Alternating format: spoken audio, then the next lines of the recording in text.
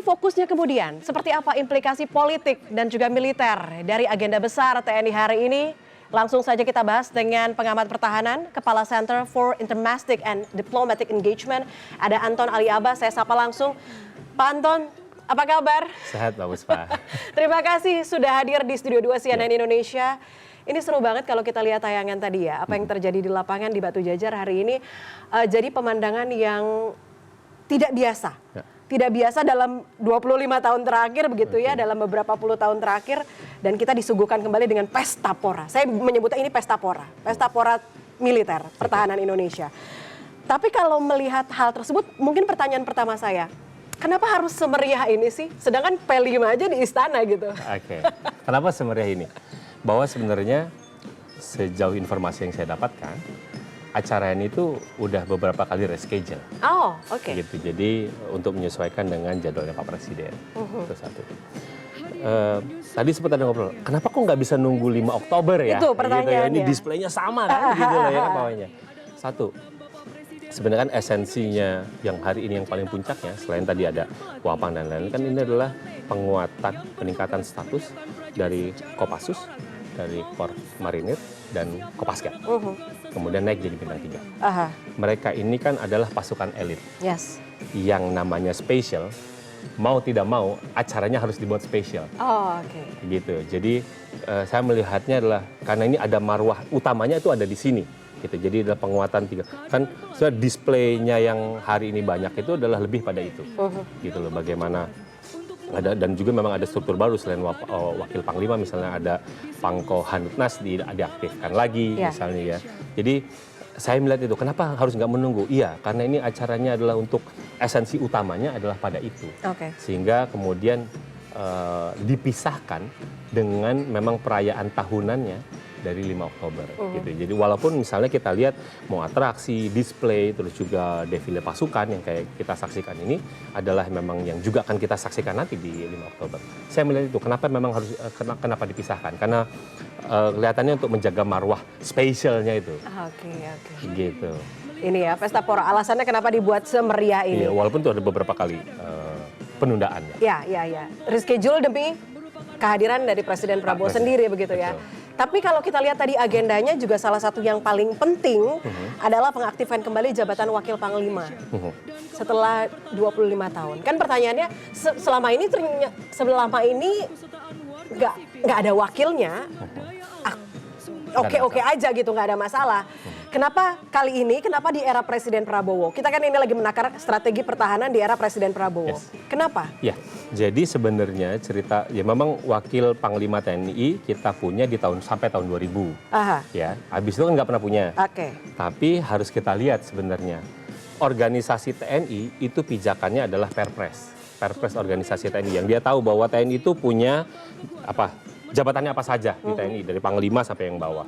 Nah, pos Panglima TNI, Wakil Panglima TNI itu sebenarnya sudah dibuka dari tahun 2019 berdasarkan Perpres nomor 66 tahun 2019. Ini yang harus publik ketahui ya. Iya, jadi bukan 25 tahun. Jadi dari 2000 sampai 2019 memang nggak ada job Wakil Panglima TNI. Baru dibuka kembali jobnya tahun 2019 dan baru diisi berdasarkan Perpres yang baru, Perpres nomor 84 tahun 2025 yang jadi ada pemekaran, ada beberapa pemekaran dan juga posisi Wapangnya tetap diteruskan. Jadi dibukanya sebenarnya dari tahun 2019 vakannya, tapi baru diisi di 2025 gitu. Jadi saya melihatnya ada 3 alasan. Saya mencoba menginterpretasikan pada 3, gitu ya.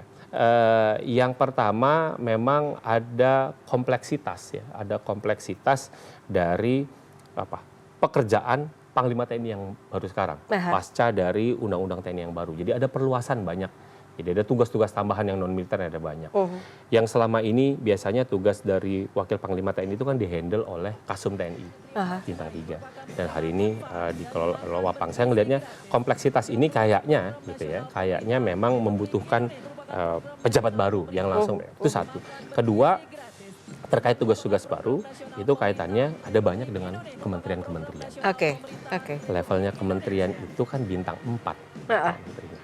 Nah, di Mabes TNI yang bintang 4 cuma 1, yang namanya Panglima TNI. Yes. Jadi mau tidak, Kasum itu bintang 3. Gitu. Jadi saya ngelihatnya bahwa ini ngomong tentang problem kesetaraan birokrasi. Gitu. Itu yang kedua. Yang ketiga saya ngelihatnya juga adalah terkait adanya perubahan struktur di Kementerian Pertahanan. Nah. Ini ada Perpres baru, Perpres nomor 85 tahun 2025, ini ada perluasan dari peran Kementerian Pertahanan, ya birokrasi, peran, dan itu juga mengubah relasi antara Kemhan dan TNI. Oke. Nah, seorang Tandio, jadi Jenderal Tandio hari ini udah naik dari letjen jadi jenderal. Gitu. Jenderal Tandio ini dia lama juga di Kemhan. Yes. Jadi saya ngelihatnya kenapa kemudian Jenderal Tandio yang diangkat adalah karena dia itu adalah pernah bertugas di Kemhan. Harapannya kemudian ketika ada perubahan relasi antara TNI dan Kemhan, ini bisa lebih smooth. Oke. Karena dia adalah mantan orang sana gitu. Jadi Oke. saya ngelihatnya ke arah sana. Kayaknya pilihannya ke situ. Jadi ada kompleksitas yang memang butuh ada Mendesak ya. mendesak gitu. Jadi ada tugas-tugas yang lain gitu. Itu sih. Tapi kalau dari kacamata Pak Anton, ada faktor politiknya nggak sih atau akomodasi jabatan? Mengingat profilnya Jenderal Tandio. Jenderal Tandio, dia seorang barit hijau, dia kostrat gitu. Jadi kalau misalnya, oh ini ada banyak dominasi barit merah, kali ini di bintang 4, yang tadinya 2 kan barit merahnya. Ada Pak Maruli, Kasat, dan ada Pak Agus. Hari ini ada barit hijaunya gitu ya. Ini sedikit banyak di tubuh Angkatan Darat untuk menjaga soliditas. Kedua, profilnya Pak Tandio ini lumayan lengkap. Dia basicnya tempur, tapi kemudian juga punya pengalaman manajerial karena dia cukup lama di Kemhan. Ya. Gitu. Terus juga ketika penunjukannya dan Wapang nih, jadi Wapang, Kasat gitu ya, itu kan sebenarnya hak prerogatif Presiden sebagai Panglima tertinggi. Ya, jadi beda dengan misalnya kalau kita Presiden ingin mengangkat Panglima TNI, yang dia butuh melibatkan melibatkan DPR. Nah kalau ini kan terserah Presiden. Jadi saya ngelihatnya memang karena Pak Tandio pernah bertugas dengan Pak Prabowo di kabinet lalu, jadi sudah ada chemistry yang terbangun. Ya. Jadi saya tidak heran kemudian seorang Tandio yang dipilih bukan yang lain gitu, ataupun kenapa kok bukan kepala staf misalnya? Iya.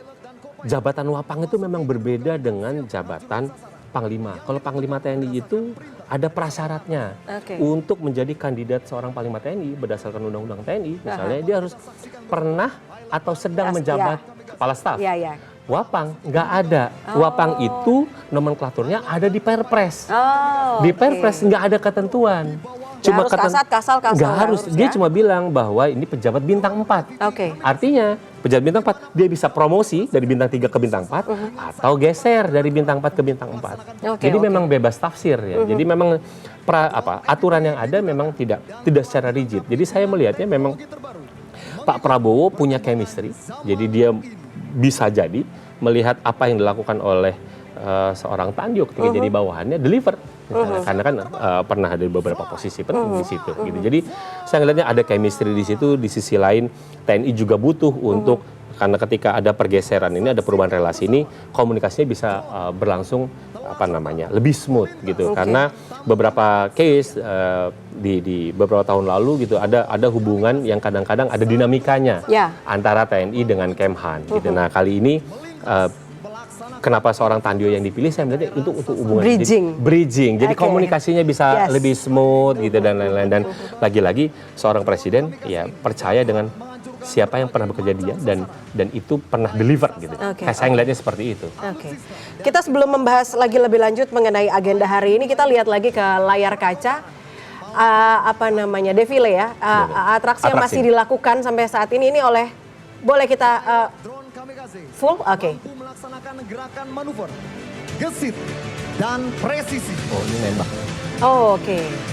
Pilot drone dapat menerbangkan pesawat nirawak khususnya dalam mengatasi obstacle yang menghalangi. Ini drone. Siap untuk menghancurkan sasaran. Oh ya, drone nembak.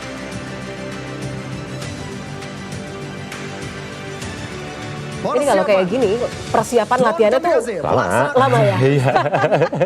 Nggak boleh ada kesalahan. Zero mistake. Depan presiden lagi ya. Nggak boleh ada kesalahan. Surveillance. Kita lihat nih ya, sampai bisa tertembak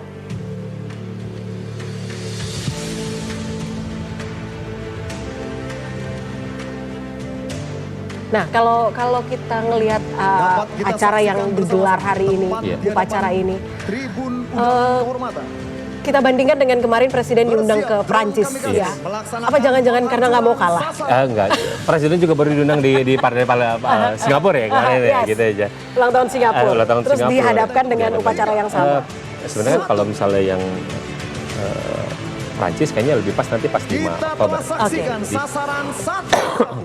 Target Jadi berhasil apa dihancurkan namanya, oleh drone bagi kamikaze. saya Mari atraksi kita ini berikan memang tepuk tadi tangan yang meriah untuk memberikan respek yang drone kamikaze spesial dari kepada pasukan Kementerian khusus yang menaikkan Pertahanan. status dan Oke. derajatnya dan atraksi-atraksi ini kan juga ingin mendapat impresi Nah. pada masyarakat Selesai bahwa dilaksanakan. ini loh Pasukan dari drone duit yang telah banyak itu melaksanakan kita masih tetap ada kayak gini gitu. Jadi masyarakat juga sedikit banyak gitu ya bisa melihat ya display-display ini. Ini yang saya lihat persepsi itu yang ingin juga ikut dibangun bahwa apa yang di-spend itu ini kita bangun skillnya. Oke. Tapi dari ini juga bersifat deterensi nggak sih kepada mungkin potensi lawan atau Kalau deterrent sih ya bisa enggak gitu karena kan ini yang dipamerkan cuma sebagian ya. Sebagian dan kalau misalnya kita lihat dari pagi itu kan lebih banyak ada atraksi skill individu ya, Ya. yang bukan yang senjatanya Bukan nembak alat-alat berat, gitu ya. ya kan, tapi Alutsista, bukan ya. terjun payung statis, terus bela diri dan lain-lain gitu. Jadi kalau saya sih ngelihatnya Sementara bisa itu, iya tampak bisa dari enggak sebelah kalau dia kanan deterrent Tribun karena Kehormatan. untuk mencapai deterrent penuh tentu saja semestinya alatnya dicoba gitu ya, jangan cuma dia dipajang, jangan-jangan pelurunya nggak ada gitu ataupun nggak yang lain karena skill yang hari ini tampilkan lebih banyak skill individual gitu, jadi atraksi Hadirin bela dan diri, tamu undangan yang terus kami hormati. jalan dan lain-lain. Terimalah Jadi, salam hormat dari itu termasuk Drone juga misalnya Kementerian ingin Pertahanan. memberikan impresi bahwa ini loh kemampuan drone kita, nah ini kayak gini alat apa namanya ini Selanjutnya kan marilah kita kapal ya. alihkan pandangan sejenak ke langit Ini Bang kayaknya Batu kapal. Jajar akan melintas di hadapan hadirin Kalau saya sekalian. nggak salah Inovasi lihat ya. terbaru kebanggaan Jadi tentara ada nasional beberapa yang misalnya yang Flying teknologi yang sudah Invisible diadopsi kemudian FIB, dilaporkan. sebuah Jadi ini terobosan luar biasa sebagai bagian yang juga memadukan perahu pelaporan ya, taktis pelaporan kecepatan kepada tinggi publik. dengan sistem sayap layang berbeda. ini kalau kita bahas soal tadi menyinggung alutsista gitu ya, di tengah kebutuhan negara ingin memodernisasi alutsista, terus tadi Pak Anton juga bilang nanti 5 Oktober ini akan lebih besar-besaran gitu. Tetapi juga fleksibel. Yang kemudian dibahas adalah anggaran. Iya. Yang multifungsi. Gimana kemudian anggaran ini berimplikasi? Juga memainkan Bukan peran berimplikasi. yang sangat penting Acara ini dalam kemudian operasi bisa militer perang. anggarannya ada nggak sih? Cukup nggak sih kita? Gitu. Simpelnya. Cukup nggak sih? Kalau anggaran pertahanan jelas nggak cukup. Oh, oke. Gitu. Jadi walaupun anggaran pertahanan itu posnya udah paling tinggi, tapi tetap nggak cukup. Kalau Pak Presiden sekarang kan tidak lagi menggunakan istilah minimum essential forces, tapi namanya optimum essential forces. Jauh lebih ambisius ketimbang di eranya Pak Yudhoyono ya, MF. Dan kalau ditanya cukup nggak cukup, apalagi misalnya ada tantangan. Ini pemekaran organisasi, Yes. baik dari ningkatin status, lalu juga apa namanya menambah jumlah pesan itu juga sedikit banyak Menambah anggaran. punya potensi untuk nambah anggaran. Jadi tapi yang akan kita lihat kan adalah apakah misalnya ada inovasi baru terkait strukturnya, gitu. Jadi strukturnya dimekarin, tapi struktur dalamnya dirampingin.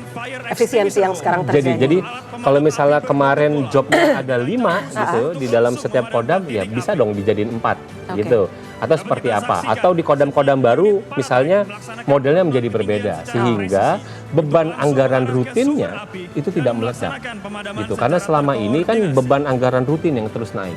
Hari ini sampai hari ini kan misalnya tunjangan kinerja untuk prajurit TNI itu kan masih sekitar 70%. Kalau mau dibuat 100% kayak Kemenq yang ada anggaran rutin TNI udah 80% dari gitu. Ini memang sedikit banyak punya potensi untuk membuat penggakan anggaran ya, dari apa yang tadi hari ini diinaugurasi gitu. Jadi yang kita tunggu tentu saja apa inovasi baru untuk membuat ini tetap menjadi efisien, karena ke depan itu memang mau nggak mau TNI itu harus dikombinasikan dengan teknologi gitu. Tapi ternyata ketika di Sumatera misalnya dari kodamnya dari 3, sekarang kodamnya ada tambahan sekitar 3 lagi, jadi 6 misalnya ya.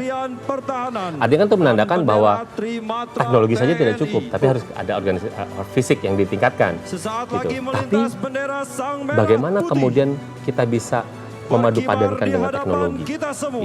Ini bagaimana gitu ya. Jadi bagaimana kita bisa menyiasati keterbatasan kita tapi dengan pemanfaatan anggaran, sehingga kemudian yang dilihat adalah bukan terus-menerus menambah personil, tapi juga melengkapi ataupun juga mengadopsi teknologi-teknologi, sehingga sedikit banyak ada kombinasi antara orang dengan teknologi, dan itu pasti juga memang butuh banyak gitu. Jadi mau nggak mau memang ini yang ke depan kita akan tunggu. Misalnya pertama biasanya apa sih justifikasinya kita nambahin? Ya kan itu selalu banyak yang nanya gitu loh. Ancaman apa? Bagi saya, ya memang ada ancaman hibrida gitu. Ada kombinasi antara internal dan eksternal.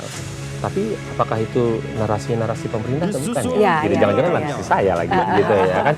Itu penting untuk pemerintah memberi penjelasan bahwa kenapa kita membangun 6 kodam baru, lalu juga kita mekarkan organisasi di Angkatan Darat, Laut, Udara. Ini loh ancamannya. Justifikasinya ini. Kenapa misalnya kita bangun 20 brigade ini loh. Apakah memang misalnya ancaman kelangkaan pangan itu sudah sangat nyata sehingga kemudian memang membutuhkan keterlibatan tentara harus buat 20 brigade, bukan dengan kita memperkuat Kementerian Pertanian dan Bulog misalnya. Mereka nggak cukup. Nah itu kan sebenarnya harus ada penjelasan yang lebih utuh dari pemerintah bahwa kita tuh udah ada ancaman krisis nih. Ini Filipina, Thailand udah krisis, ini FAO udah bilang krisis dan lain-lain. Nah, penjelasan itu menjadi penting. Untuk apa? Untuk meredam polemik. Ini nanti akan ada politisasi dan lain-lain. Dimanapun Itu kami sih, berada. Oke, ini artinya fasilitas, kemudian staf, anggaran operasional harus bersaing nantinya dengan modernisasi persenjataan. Karena itulah yang bagian itu yang semestinya bisa dikelola dan ditekan. Sehingga tidak mempengaruhi banyak untuk modernisasi. Tidak perlu menyedot dana banyak. Iya, oke nggak apa-apa gitu. Karena kan kayak misalnya kodam-kodam itu kan dia meningkatkan status korem, jadiin kodam gitu ya. Oke gitu. Jadi dia. Tapi bagaimana kemudian ekses biaya operasionalnya juga bisa kita tekan. Jadi tidak banyak gitu ya. Kenaikannya itu yang penting untuk tetap dijaga agar postur anggaran pertahanannya tetap juga mengedepankan untuk modernisasi alutsista. Oke. Kita kembali membahas soal Wapang.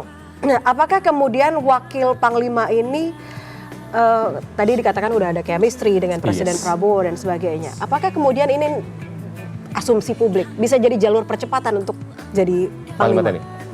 Enggak. Jabatannya enggak. Jawabannya enggak. Kenapa? Satu, bahwa ketika terjadi force major, Wapang memang bisa menggantikan posisi Panglima TNI, tapi statusnya interim.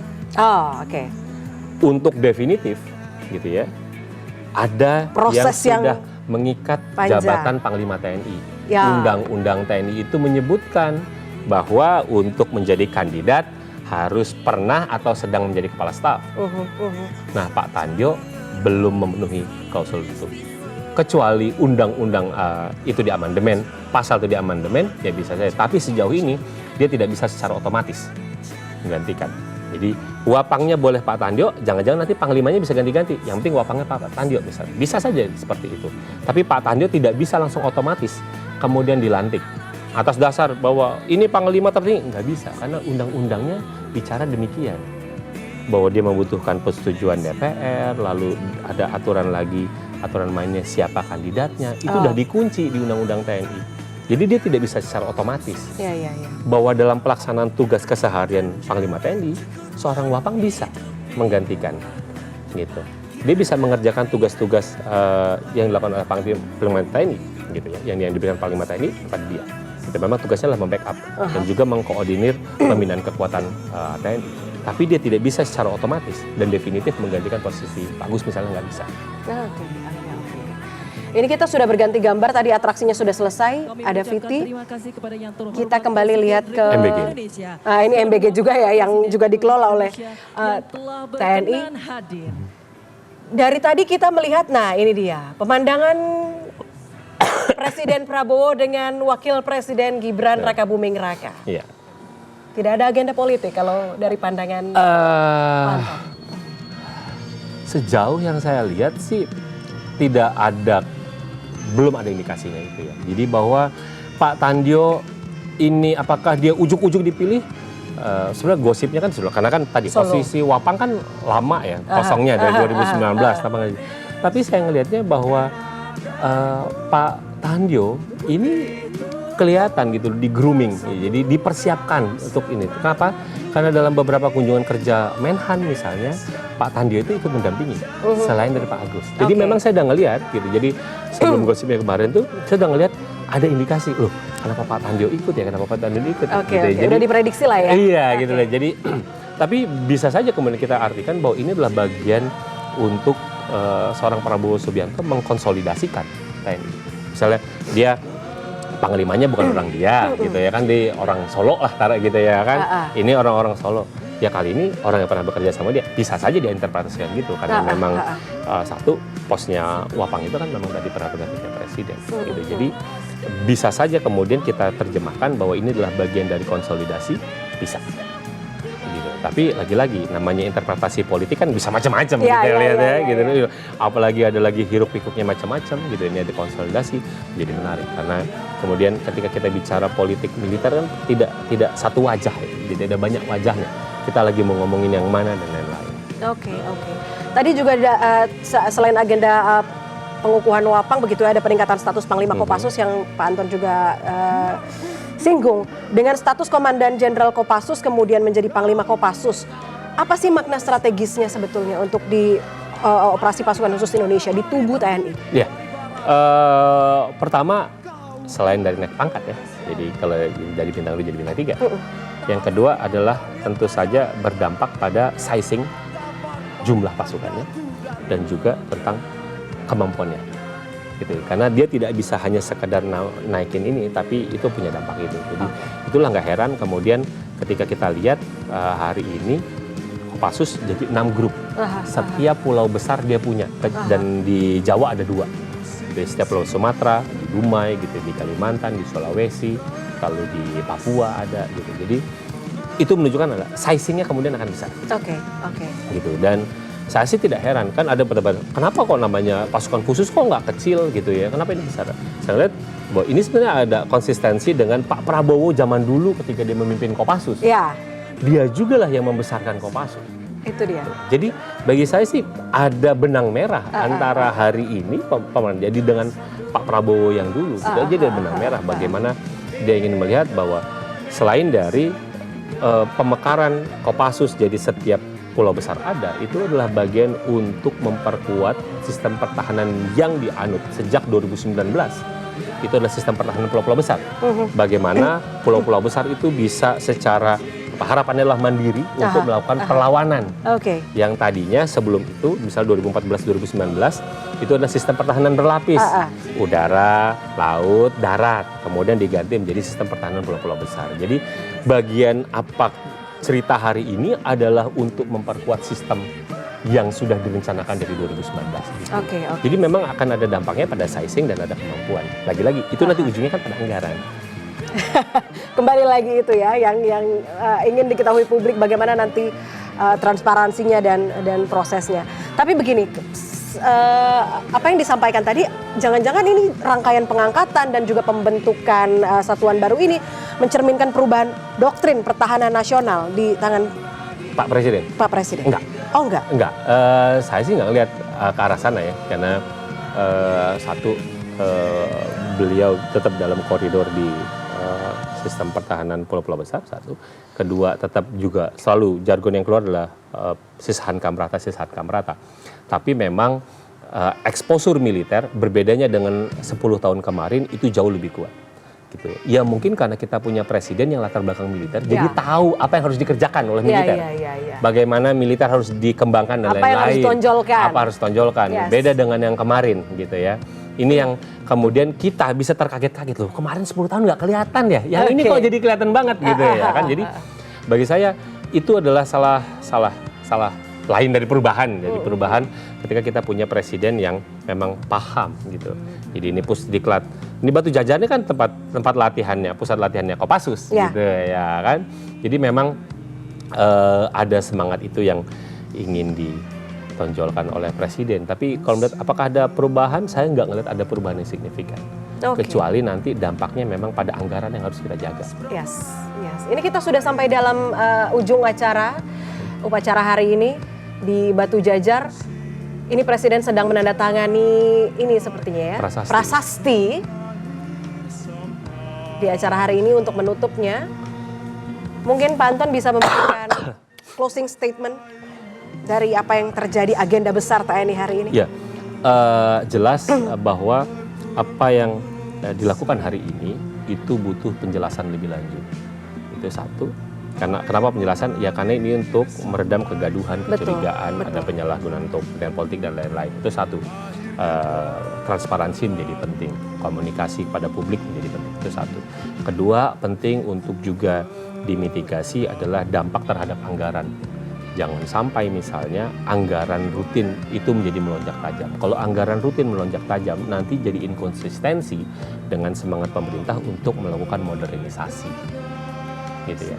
Dan ketiga, saya melihatnya adalah dengan diresmikannya 20 brigade BTP, ini semakin menegaskan bahwa Pak Presiden menganggap ancaman pangan itu serius.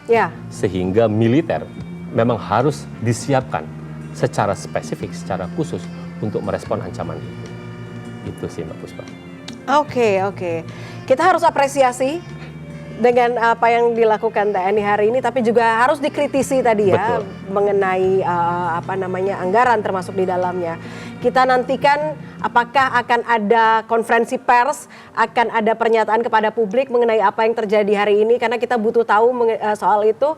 Untuk sementara terima kasih banyak perspektifnya Pak Anton, ini seru banget ngomongin ini ya, karena apa yang terjadi hari ini bukan sering kita lihat di layar kaca khususnya.